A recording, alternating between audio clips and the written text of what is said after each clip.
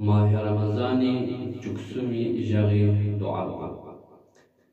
بسم الله الرحمن الرحيم. اللهم طهرني فيه من الدنس والأقدار، وصبرني فيه على كائنة الأقدار، ووفقني فيه للتقى وصحبة الأبرار، بعونك يا قرة عين المساكين.